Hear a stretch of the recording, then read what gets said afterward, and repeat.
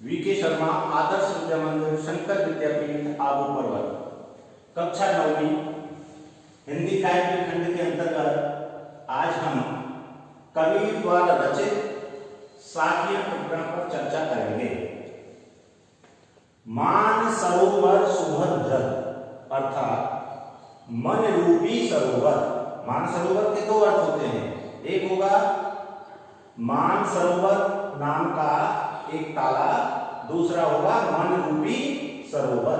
सुभर जल यानी यदि कोई सरोवर, कोई तालाब जल से पूरा भरा हुआ है, और इसका दूसरा भाग निकलता है यदि कोई मन ईश्वर भक्ति रूपी पवित्र साधना से भरा हुआ है, श्रद्धा से भरा हुआ है। हंसा के कराही यानी पहले हम इसका शाब्दिक अर्थ समझेंगे। मान सरोवर रूपी तालाब जल से भरा हुआ है, जहां पर हंसा यानी हंस किलोल कर रहे हैं, आनंदित हो रहे हैं। मुक्ता फल मुक्ता चुबई और मुक्त होकर के मोती चुग रहे हैं। अब कोई अनते न जाही यानी अब कहीं अन्यत्र जाने की क्या आवश्यकता हो सकती है। ये इसका शाब्दिक अर्थ है, लेकिन इसके छुपे भाग की ओर यदि हम ध्यान देते हैं तो कवि कहना चाहता है कि जिस ईश्वर भक्त का हृदय ईश्वर रूपी पवित्र साधना से, पवित्र भक्ति से भरा हुआ है, ऐसा प्राणी कहीं भी दूसरी जगह नहीं जाना चाहेगा। वो वहीं रह करके ईश्वर रूपी मोती का आस्वादन करेगा, यानी उसकी भक्ति में लीन होगा। साखी क्रमांक 2 कबीरदास जी कहते हैं, प्रेमी ढूंढत मैं फिरूं, मैंने इस संसार में प्रेमी को खूब ढूंढा। प्रेमी से तात्पर्य है यहां पर ईश्वर भक्त से है। प्रेमी ढूंढत मैं फिरूं, मैंने संसार में ईश्वर भक्त को खोजने की कोशिश की, लेकिन क्या हुआ? प्रेमी मिले न कोई, यानी इस संसार में मुझे कोई प्रेमी नहीं मिला। अर्थात कोई ईश्वर का वास्तव में जो सच्चा भक्त है वो मुझे नहीं मिल पाया। प्रेमी को प्रेमी मिले, यदि वास्तव में किसी प्रेमी के लिए, यानी जो वास्तव में ईश्वर का सच्चा भक्त है, उसको कोई ईश्वर का सच्चा भक्त मिल जाए तो सब विश्व अमृत होई। तो संपूर्ण जो विश्व है, विश्व यानी यहाँ पर दुर्गुणों का प्रतीक है और अमृत यहाँ पर सद्गुणों का प्रतीक है। तो मनुष्य के अंतर्गत इस सांसारिक मोह माया में जितने भी दुर्गुण व्याप्त हैं वो सब सद्गुण में परिवर्तित हो जाएंगे। हस्ती चढ़िए ज्ञान को, कबीरदास जी कहते हैं, साधकों को संबोधन करते हुए कहते हैं, यहां पर कबीरदास जी अपने साधकों को कहते हैं जो ज्ञान रूपी ईश्वर भक्ति में लगे रहते हैं। वो कहते हैं कि ज्ञान रूपी हाथी पर चढ़ करके समाधि रूपी गलीचा डाल करके आप अनवरत रूप से ईश्वर साधना में लगे रहिए। स्वान रूप संसार है। अरे ऐसा करते हुए यदि आपकी कोई निंदा करता है तो उसके लिए उन्होंने क्या कहा है कि उसकी परवाह न करना, क्योंकि स्वान रूप संसार है।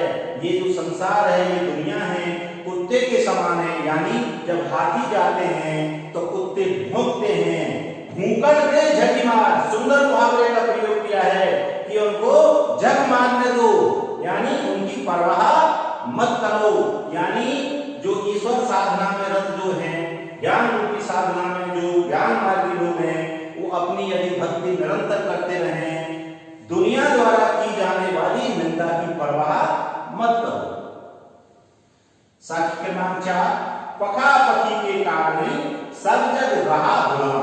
पखा पखी यानी पक्ष विपक्ष, तर्क वितर्क, ये समस्त संसार पखा पखी के कारण, पक्ष विपक्ष के कारण क्या हो रहा है? सब जग रहा भुलान, पूरा जो संसार है वो भूला हुआ है। किसे भूला हुआ है? उस परमात्मा के असली मर्म भूला हुआ है। यानी वास्तव में धर्म क्या है, वो उसको भूल गया है। वास्तव में जो व्यक्ति तर्क वितर्क में लगा रहता है, पक्ष विपक्ष में लगा रहता है, वो कभी भी सच्चे धर्म के मार्ग को नहीं पहचान सकता। निरपक्ष होय के हरि भजे, यदि कोई पक्ष विपक्ष से दूर रह करके ईश्वर की साधना करता है, सोई संत सुजान, वही संत वास्तव में सुजान यानी ज्ञानी है। हिंदू मुआ राम कही, हिंदू राम राम कहते हुए मर गए, मुसलमान खुदाई और मुसलमान खुदा कहते कहते मर गए। अर्थात कवि कहना चाहते हैं कि हिंदू राम का समर्थन करते हुए चले गए, मुसलमान खुदा का समर्थन करते हुए चले गए, लेकिन असली जो ईश्वर का रूप है वो क्या है, वो ना हिंदू है ना वो मुसलमान है। इन दोनों को छोड़कर वास्तव में जो मानव धर्म में विश्वास करता है वही वास्तव में ईश्वर का सच्चा भक्त है, वही ईश्वर के निकट है। जैसा कि नीचे वाली पंक्ति में कहा गया, कहई कबीर सो जीवता। अरे कबीरदास जी कहते हैं कि इस दुनिया में वास्तव में उसी का जीवन सार्थक है, वही जीता हुआ है जो हिंदू और मुसलमान जैसे सांप्रदायिक विचारों में ना फंस करके एक जो मानव धर्म को प्राथमिकता दे करके इस एक परमात्मा को मानता है, वही वास्तव में ईश्वर का सच्चा भक्त है, वही उसके स्वरूप को पहचान सकता है। साखी क्रमांक 6, काबा फिर काशी है। काबा मुसलमानों का एक धार्मिक तीर्थ स्थल है, काशी हिंदुओं का एक धार्मिक तीर्थ स्थल है।